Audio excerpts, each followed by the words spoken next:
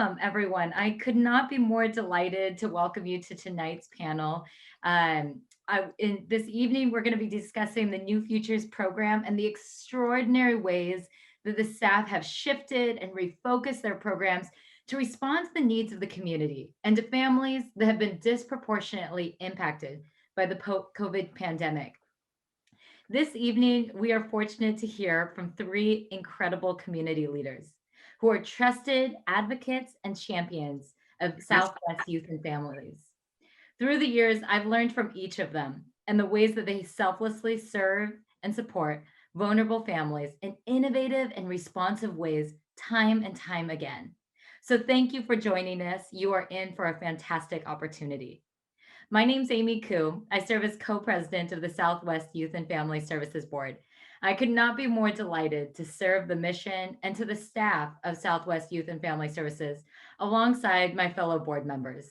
We are a passionate group of community members who are inspired and moved by the mission of the organization and the absolute dedication of our staff. Southwest Youth and Family Services was founded in 1979 with a mission to partner with youth and families to transform their futures. We believe that people come first, and we work to make our institutions, our systems, and procedures fit the needs of people rather than make people fit the institution. Services offered today include behavioral health education, family advocacy, and youth development. Our vision is that all residents of Southwest King County will flourish and actively participate in the success of their community. So thank yous go to many people, the many donors that support the work of Southwest, the grantors, the many institutions that are supporting this work, but especially to the Seattle Foundation, the City of Burien, Schools Out Washington, David and Kathy Habib, Liberty Mutual, and Safeco Insurance Company. Thank you guys for making such transformative change in our communities. My personal introduction to Southwest actually came when I was a staff member at New Futures. At the time, I had recently graduated from college, and I was absolutely compelled and inspired by the origin story of New Futures. And I have to share just a little bit with you. New Futures was founded by a group of teachers. The teachers were curious why their students weren't staying after school for after-school tutoring. And so they personally went to the apartment complex of the students in their classes. As they got to know the families, they realized that transportation was only one barrier that the students and families were experiencing. Upon getting to know the families of their students, it became clear that the needs of the students were significant, required additional translation support, additional guidance, connections with the community and with the teachers in the school system. Through the years, the New Futures program has evolved. And what I like to think about is that they created a powerful web of support structures for the students so that students don't fall through the cracks amidst the many challenges that they and their families face. The panelists that you'll hear from today are the ones who really drive that structure through case management and family support. And so as I've come to know the work of Southwest Youth and Family Services, I truly believe that this web that we can create for our community, that these relationships that we can build between institutions, the private sector, the goodwill of community members, will mean everything when it comes to student success. And so I could not be more grateful to be a part of and to support this tremendous organization. As you hear from our panelists today, and I'm sure will inevitably be inspired, I invite you to consider making a contribution to this work. Tonight's fundraising will go to our Community Response Fund that Lucia, Vero, and Norma will be talking a little bit more about. I'm excited to also announce that tonight and throughout this week, every dollar contributed up to $2,500 will be matched by our Southwest Youth and Family Services Board. So we encourage you to give what you can. Every dollar makes a difference. And now, without further ado, I'd like to introduce Heather Hallman, the director of the New Futures program and co-moderator of this evening's event. Thank you so much for the lovely introduction, Aimee. I'm so excited to be here. I always appreciate hearing the historical context of our agency and also just being reminded of the breadth and depth of the work that we do.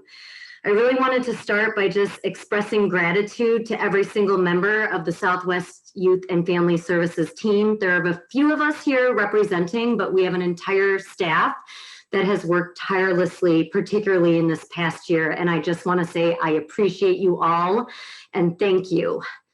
Before I introduce our panelists, I just want to share a little bit about the work that we've been doing this past year. In 2020, we engaged with over 1,500 individuals in our community and made over 22,000 contacts. I know Lucia, Norma, and Vero will be sharing more about what those contacts looked like, but very briefly, we provided a diverse array of supports. Some of the supports included food and basic supply delivery, resource and referral services, connecting students to the internet, incredible stories of staff sitting in the hallways of apartment complexes with students inside with their masks on and their cell phones, sending screenshots to try to get students onto their Zoom classrooms when we first shifted over to virtual. Providing meals to families who were isolated, who were actually sick with COVID-19, and also providing direct financial support. In 2020, we launched an initial community response fund and raised over $300,000, which went back into the community. Those dollars were spent on rental support, utility bills, medical bills, internet and phone expenses, basically trying to bridge the gap that families were facing due to the pandemic because of loss of employment and inequitable access to resources. Our out of school time programming staff were incredible. They didn't miss a beat. About 2 weeks after the shutdown, our staff basically went virtual. We served over 252 young people, grades 1 through 12, in our out of school time programming, doing group Zooms, one-on-one contacts, doing thousands of phone calls and texts to our young people to stay connected. Our focus really was on social emotional learning and the mental health of our young people, as we know that they were struggling so much during this difficult time. And what really comes to mind as I reflect, particularly on those first couple of months of the pandemic, was really the way that our staff showed up for each other. I witnessed incredible empathy, courage, flexibility, and really, I think it strengthened our team in a lot of ways, and it strengthened our agency. And that translated to an incredibly determined response to show up for our community. And tonight, I am so honored to introduce 3 people who show up day in and day out. I get emotional because I really just love and appreciate Vero, Norma, and Lucia. They totally embody the characteristics of resilience and grit and determination, and they bring incredible joy and laughter as well to this work, which is so important.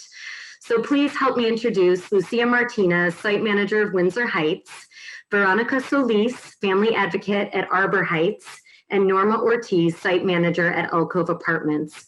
Welcome and thank you for all of the work that you do. This evening, Aimee and I are going to kind of ping pong back and forth and just talk to you all about the incredible work that you're doing. And this first question is for each of you. We'd love to know a little more about you, the work that you're doing, and why you enjoy your work. Lucia, would you like to start us off? Sure. Thank you, Heather. Hello, everyone. My name is Lucia Martinez, and I'm the site manager for one of the New Futures program at CTAC. I just made 20 years working at SWYFS, but really my love and passion for this work started 23 years ago when I meet a New Future staff and learn about their programs. New Future has the privilege to be located where families live, so we really create a community with them. When you move to this country to live here, you leave your family behind. The majority of the families in our programs, they don't have any relative in this country. That is why it's very important to create a community. The feeling of belonging to a community is very important. Why do I enjoy my job? So many things why, but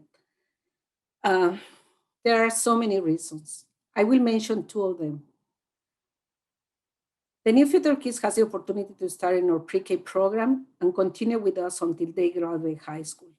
It's so beautiful to watch them grow to start their careers, or see women get out of domestic violence relationship and start a new life.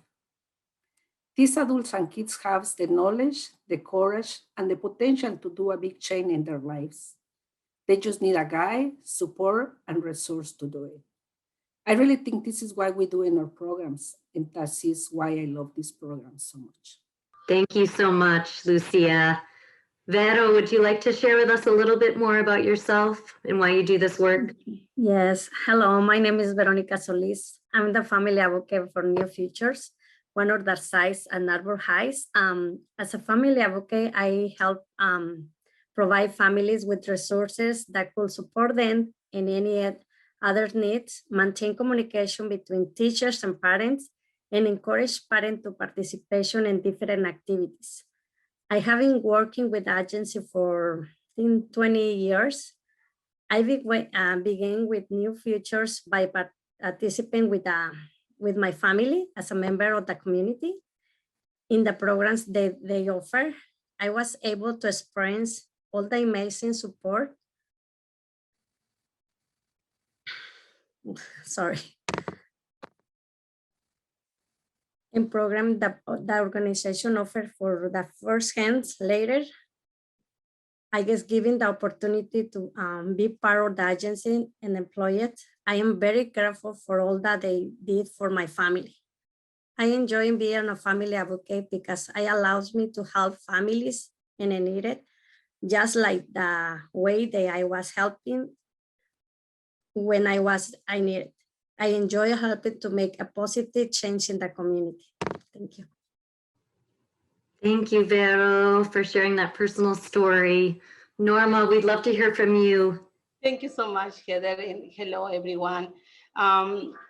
So I can say I can echo everything what my coworkers say, but I can add my passion and love for the community. I got it from my dad, so he teach me, and I learned from him that it's very rewarding to help people, to help your community. And honestly, there is no words enough to describe the joy when you are in the middle of the community, helping each other, caring each other, and just to bring hope when people feel like there is nothing else from them. You bring a smile when they are sad, and just to help people when they feel like there is nothing like they can support them, like nobody really cares about them. So I think, and be there and say, yes, we are here.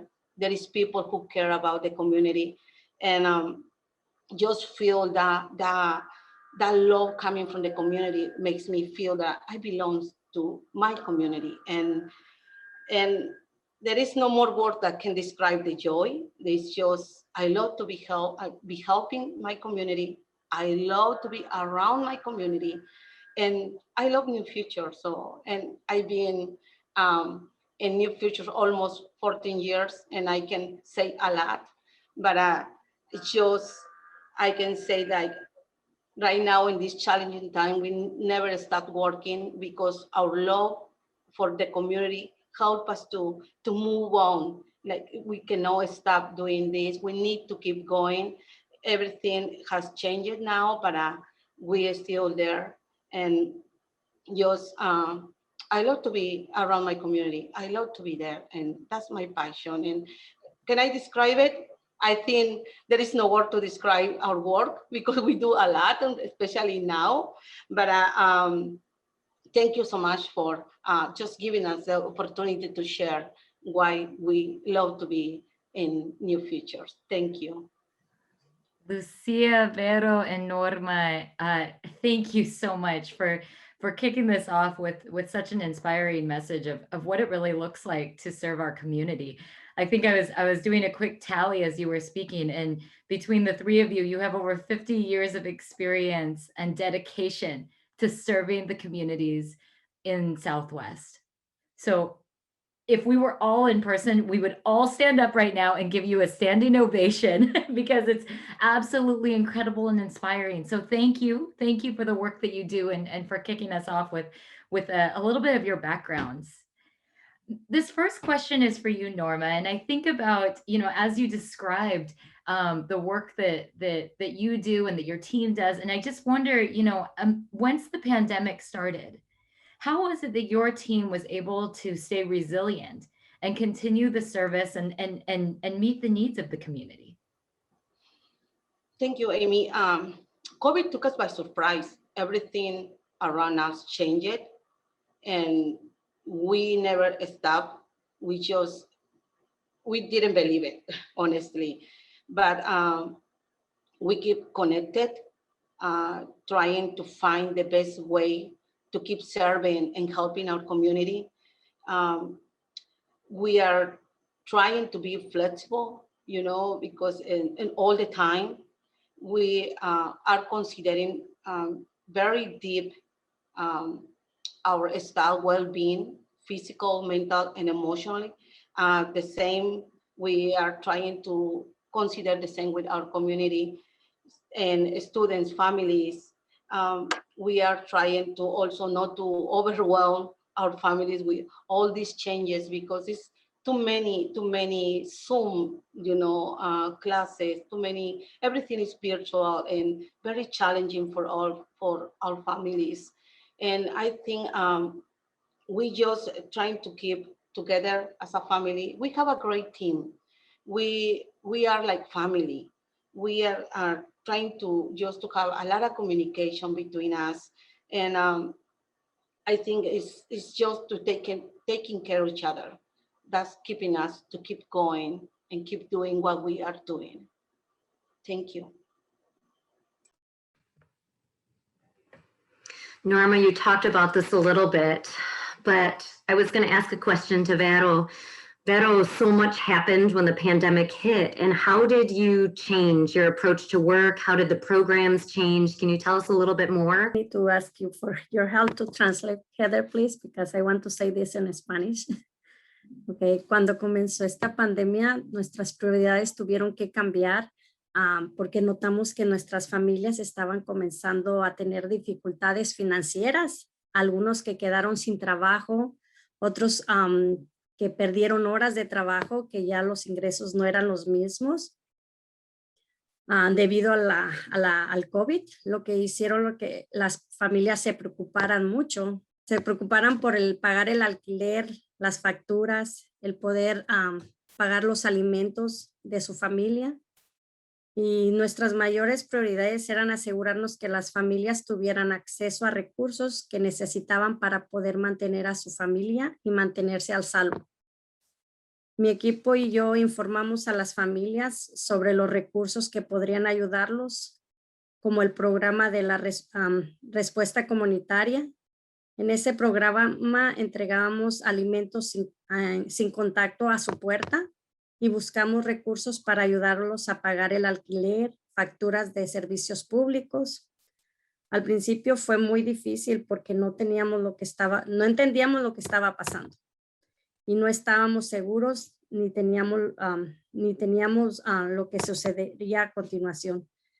Recopilamos mucha información y pudimos informarles a las familias con más detalles sobre lo que estaba sucediendo y los cambios que se avecinaban. Proporcionamos mucha información sobre cómo mantenerse a salvo durante la pandemia y dónde hacerse la prueba, dónde obtener la EPP y qué hacer si tenían que ponerse en cuarentena. También apoyamos a entregar materiales y alimentos a las familias que tenían el virus y los mantuvimos en cuarentena para mantener al resto de la comunidad a salvo. Gracias, Vero. Thank you. So I'm going to translate. When the pandemic started, our priorities had to change rapidly once we noticed that families were beginning to struggle financially. Some were left without work, others had reduced working hours due to COVID, causing families to worry about rent bills and being able to buy food for their family. Our biggest priority was to make sure that families had access to the resources they needed to be able to provide for their family and stay safe. My team and I informed families about resources that could help, such as community response program. We did no contact food deliveries to the door helped connect people with resources, and helped pay rent and utility bills. At first, it was really difficult. We didn't know what was happening and we were afraid. We gathered a lot of information and were able to inform the families in more detail about what was happening and the changes that were coming. We provided a lot of information about how to stay safe in the pandemic, where to get tested, where to get PPE, and what to do if you had to quarantine. We also supported with delivering materials and food to families who had the virus and keeping them quarantined to keep the rest of the community safe. Our biggest challenge was communicating with families because many did not know how to use technology correctly. We had to explain a lot about how to help their children during school hours and programs. As a parent, I understand a lot of the struggles about technology that our families were facing, and that helped us to build community around learning how to use the internet and computers in a way that we hadn't before. So true. Thank you, Vero. Thank you. Thank you, Vero, for sharing that level of insight. I think a lot of us have sat back and wondered, how are people really surviving amidst this pandemic? So many people have lost their jobs. Essential workers are truly struggling as you think about the exposure that they've had to COVID. And so this next question is for Lucia. Lucia, I'm interested in hearing a little bit more about how many of our clients who are the most essential of workers and are directly at the front lines as we think about that exposure to COVID. How did clients cope with the pandemic? How did they access those necessary services and support? Hi, Aimee, thank you. Well, I think the question is, I'm not sure if we know now how to cope yet. I think we are learning. And I'm talking about families and staff. We are still learning how to cope. I feel we are in the process of learning how to cope. At the beginning of the pandemic, my major concern was the academic loss that the kids will suffer. But later, not only me, but the staff, we realized that the mental health of the adults and kids were more important. Unfortunately, during this time, we lost family members for the COVID, and also some of the youth were unable to deal with the mental health problems. So we also lost youth. We know we need to do something fast and something else. For the kids, the coordinators implement a lot of social and emotional learning in the class. They always make sure the kids were doing well. They did a variety of activities like movie night, garden, games, activities that the kids enjoy. For the adults, in addition to the help with basic needs like rent, food, or bills, we create different activities for the families. We create a family night with games and activities, cooking class, English class, workshops, webinars, women's groups. It was so beautiful to see 20 women doing crafts and laughing and having fun. Besides all this, family advocates in all the sites were made hundreds of calls to the families to check that they were doing well. As I say in the beginning, I think we're still learning how to cope. We are not bad yet. Thank you. Thank you, Lucia, for that really honest answer. And I think it's something that as a community, we're all called to continue to think about as people are learning how to cope. How can we better support them in that coping? So thank you for shedding some light on that. I think part of what we've also learned is that we can't do this work alone. We have to be in community with each other, and we need to cultivate and sustain partnerships in our community. Yeah, I know partnerships were a big part of our response in the community. I'm wondering if you could share with us a little bit about some of the initiatives and partnerships that were cultivated and sustained last year. Sure, thank you. Yeah, we learned right away that it was impossible to help families and kids with all the needs that they have because of the impact of the COVID. It was crucial to contact our partners and find what we can do together. As a result of this partnership, great projects arose. I want to take this time to thank all these partners because we know that together we make a huge impact in the life of the families. We want to thank you all the schools where our kids attend. They were helping with computers, internet access, food, webinars, who helps parents with this new way to work with the kids. The Y Center West Seattle and Des Moines Food Bank, they were helping a lot in the beginning of the pandemic. World Vision helped with 4 needle meals and PPE supplies. The City of Butte, SeaTac, and Seattle helped with rent assist and PPE supplies. Individual donors helped by providing supplies for programs. King County Housing Authority helped with rent assistance and PPE supplies. American Health Association brought meals, kits for families. YMCA helped with food. As I mentioned, we launched a great projects, and one of the partnerships with Butte Presbyterian Church para los Niños and Roxana Garcia. Thank you to this partnership, we were able to provide last year 2,450 cultural and appropriate food for the Latino community. Also, we were able to vaccinate 600 people of color, as well as provide help with bills payments to a lot of the families. Thank you to all, and I'm really sorry I forget someone. Lastly, I want to thank you all the New Future staff for the great work that they did during this time. And also, I want to thank you, Southwest Youth and Family Service, because they really support the staff in so many ways. Thank you so much.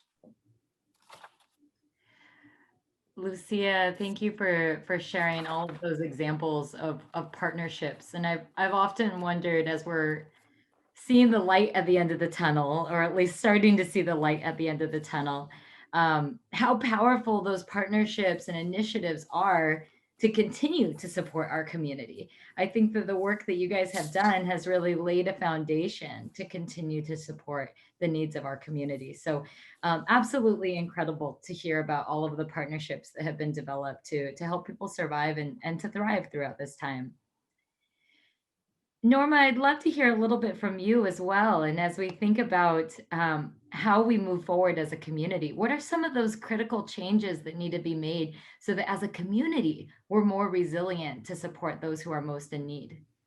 Thank you, Aimee. I think most of us want the same thing for our community. We want them to be safe, to be healthy, to be happy. But when I say this, I was thinking a perfect world, you know, this belongs to a perfect world, but I think develop a community like that require critical changes, but not from just one agency. I think this is work for all of us. COVID shows us that there is a lot of work to do, but this work cannot be just by individuals, has to be everybody connected.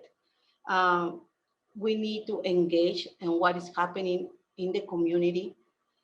For me is, you know, we need to start hearing what the community is talking about, their needs, the support that we need to bring to the community.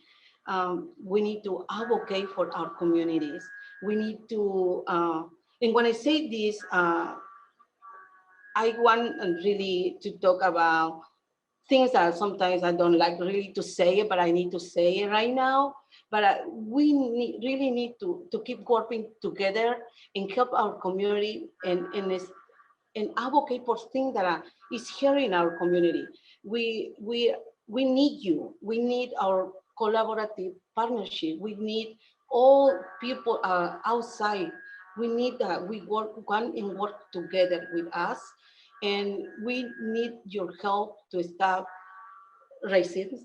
We need your help to stop hate. We need, you know, your help to stop discrimination. We need more advocate for our school system. We need you to help us to bring more justice in our community. But I think we need to do it together. We need to come together, talk and engage everybody. So I want to share something that one co-worker shared to us. She mentioned, COVID came to cover our face, but uncover our heart. And for me, say yes, this is the time for uncover our heart. And we need to come together. We need to work. We need to take care of each other. We need to come and work and put everything, our energy, our passion. I invite you to come and connect and keep the connection, that partners that we still working with them. So hope we keep connected and keep doing what we are doing. it's time to show that we can do it together. For me, this is a lot of work to do, but belongs to all of us.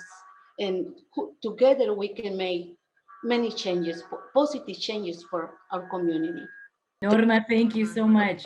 I um I think that what you just did is you just gave us all a pretty incredible challenge to think about how do we stand up for our community. And you, Lucia and Vero, live that with your lives. You demonstrate it by example day in and day out. And so thank you for speaking that truth and for calling us in to be engaged and for just that opportunity to be part of this and support this work. Thank you so much. Lucia, I know that you have a lot of compelling stories and that tonight you wanted to share a story that someone shared with you. Well, there are so many beautiful stories.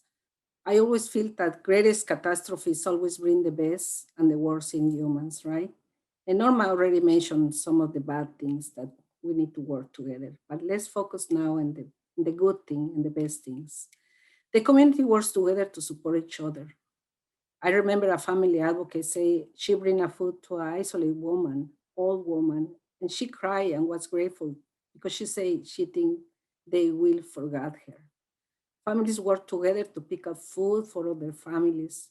They also asked to be sure that even if the result was small, they will share with others. As I say, there are so many beautiful stories. And if we have time, we want to read one of the letters that one of the families sent to us.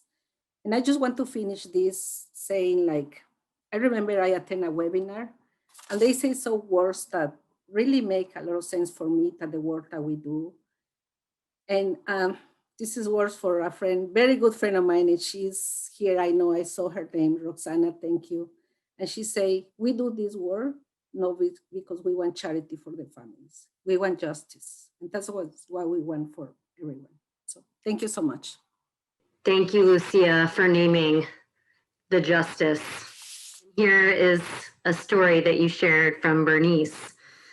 The New Futures program is a source of help for the community. Personally, I'm very grateful to the members of this program for the great work they have done, starting with the program they offer for students from kindergarten to university level.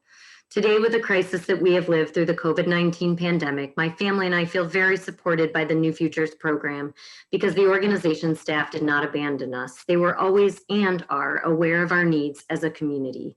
COVID-19 pandemic was a very strong blow for us. My husband and I were out of work for many months. We were very worried about income to be able to pay rent and have food on our table for the family. Unfortunately, my family was not eligible to receive any federal, state, or any benefit that can help us survive the pandemic. The only help we received was from New Futures. I'm very grateful to New Futures staff because they helped us and continue to help us with information to pay rent, bills, and learning workshops to learn to live the new lifestyle in a pandemic. The New Futures program helped us a lot. Thanks to the program, I had financial support to pay rent, food bills, and a lot of emotional support in the most difficult moments that we had due to this deadly virus that attacked us, surprisingly. I feel very supported by the program, and I thank all the people who are part of it, of this organization, for the great work they do, the support and help in the community. Bernice. Lucy and Heather, thank you for bringing the story of Bernice to this panel. I think that that's really powerful to hear someone's story and how challenging it's been, and how important the work that New Futures has how important the work that New Futures does has been on the lives of families. We do have another question that came up in the chat, and we have a little bit of time. So Lucia, Vero, or Norma, I don't know who would like to take this question, but I'll read it. Anne asks, what do you think will be the long-term effects on kids who have had to stay home, who have had to study from home? How can Southwest Youth and Family Services or New Futures, what can they do to repair these long-term effects, especially the social connections that kids need? So are there ways that Southwest Youth and Family Services and New Futures can respond to the needs of kids who have struggled from being at home during the pandemic? I can give my opinion. I think this is a question for doctor and for therapists, honestly. I don't think this is a question for us, right? But I can say like, the agency has so many resources, and one of them, I think we have one example. One mom just asked for counseling for the little one because she say, I think for all the Zoom calls and everything, he's acting now more aggressive or he don't want to do things, right? So we are gonna provide the service of therapies. As a program, I hope pretty soon we can do a program in person, and that is gonna help with the social, emotional to the kids. As I mentioned before, we use a lot of YPQ, who is a social emotional learning, who is incorporated in all our programs. So again, I think this answer is more for a doctor therapist, but we're gonna do our best, and we're gonna provide all the resources that we have in the agency. And again, this is a work that we need to be together, because I feel it's not only the kids, adults are very affected also, right? So again, how we gonna cope, how we gonna survive this, we don't know yet. It's gonna take maybe a lot of time, but I think if we work together and we do our best, maybe it's gonna be a change. Thank you. Thank you. Can I Lucy. add something, Amy, very fast? Absolutely. Please, Norma. So also, I have an example. We have also a situation with a child who was behaving very, no aggressive, but very distracted and everything. And we got a Zoom meeting with the teacher and the mom and the child, and we have an amazing conversation. And just to see the face of the child, listening what's happening about him and how much we care about him. And he switched immediately. The next day he was so different. And my invitation is, please help us to keep connected. I think keep the connection is gonna help us a lot to help our families. So I think that's the answer for me. I know, like Lucia said, maybe this has to go to a professional level, but I think the way that we are trying is keeping the communication with families and teachers and students. Mm-hmm. So this is what I can say. Thank you. Thank you, Norma. I think both of you have provided a lot of great insight here. And I guess what I might add is that, we know that our youth are going to be struggling over the next few years. We have lots of youth who are going to be behind. We have mental health issues like our nation has never seen before. And I believe that Southwest Youth and Family Services and New Futures are the most adequately equipped and prepared to meet the needs of the youth amidst this time. Between the tutoring programs that you guys offer to help students keep up, connecting parents with the schools to make sure that kids don't fall through the cracks, making sure that we have mentorship and connectivity, creating a sense of belonging, friendship, and community. And I think everything that you guys are doing, that the other programs are doing, the behavioral health counseling, the Family Advocacy Center, and the BAM program are just all perfectly set up so that hopefully we can really help our youth through this time. So thank you. I know none of us are psychologists on the call to determine exactly what the youth will need, but I think you guys are certainly doing quite a bit to make sure that our youth thrive throughout this time. So thank you. And I just want to add, Amy, we need to be very patient. Have a lot of patience with kids. And I think as adults, we need to be a great example, right? Mm-hmm. Like Norma mentioned before, it's a lot of bad things outside, the whole world with this pandemic. It's a hate, it's a racist, it's so many things. So as adults, we need to be a role model for the kids and be patient. That is gonna help to go through all this bad situation, I think. Mm-hmm. Thank you. Mm-hmm. Thank you, Lucy. And I think that's also empowering for all of us to know that each of us, wherever we are and whatever we do, we can support our youth, we can support our community at this time. Through example, through giving, through being engaged, creating partnerships. You guys have given us many examples of how to do that. So thank you. Well, I just want to thank you, Lucia, Vero, and Norma, for sharing your stories, for your transparency, for giving us a roadmap in which I think will help our communities thrive following the pandemic, and thinking about how to create communities in which all are safe and belong.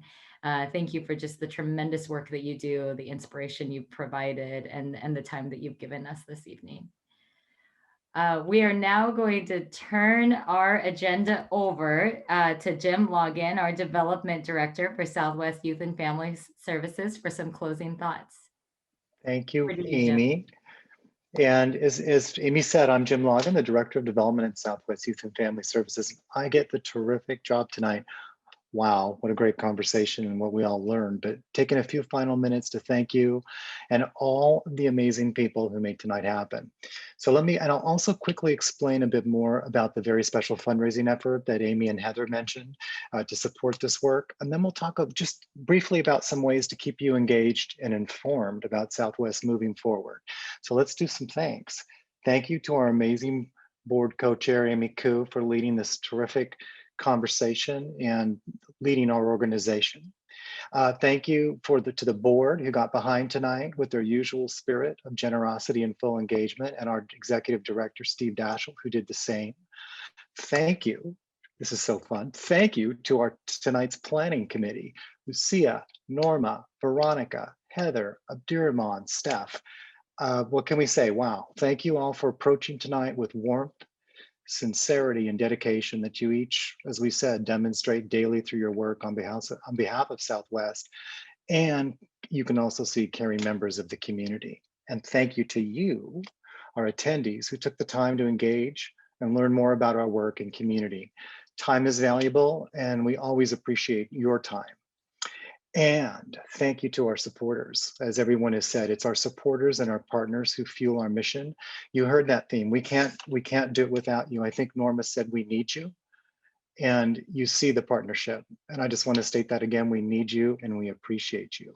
When we were putting this planning session together, Yesenia is our new future advocacy focused team member. She said it best. She kind of said that the pandemic makes us cover our mouths but uncover our hearts. And I think we saw that today, and we saw how community comes together. And at Southwest, we're always looking for, like, you know this, we're looking for deeper community engagement. And it's in the organization's DNA, for those of you who know us and are with us. And tonight we invite you to continue that spirit of connection by going deeper engagement with Southwest. We're always seeking partnerships with organizations and like community partners to go deeper in partnership. And we're looking, as was mentioned before, friends like you to I would say, expand and continue Southwest work that we heard about tonight, all of it. Now I'm going to talk a little bit more about this community response fund that Amy and Heather talked about earlier. So again, as you heard tonight, back when the pandemic was first starting, we were on the front lines, and the teams went right in, as you heard. The fundraising team had some work to do too. So as was mentioned, we rallied and created what we call the Southwest Community Response Fund. And that was designed to cut through all the red tape and get, as we said, critical emergency supports quickly and directly to the community during a time of crisis. And Heather said this, the community stepped up with great support, and we raised about $300,000, and that got right into community as we needed. So we thank everyone, again, generous community who made it happen. So tonight we took a look, and we hear that this work continues, right? So it doesn't end, it's still moving on. We heard the phrase, we don't want charity, we want justice. And we know that you're with us on that. We know you're not about charity, you're about community and justice. So tonight we want to invite you to join again with the Community Response Fund. The work continues, the mission continues, and as was mentioned before, we've got the board has stepped up, as they always do, with a terrific match. So every gift that is made, and the team has the link here, every gift that is made before the end of May, the board has stepped up and matched that gift. Dollar per dollar up to $2,500. So we've made it easy to give on your screen. We can never say how much we appreciate our families, our staff, our board supporters, and partners and supporters like you who make this all happen. And we just want to, I'll just say this, I've got it 3 times in my notes, but it's easy. Thank you, thank you, thank you.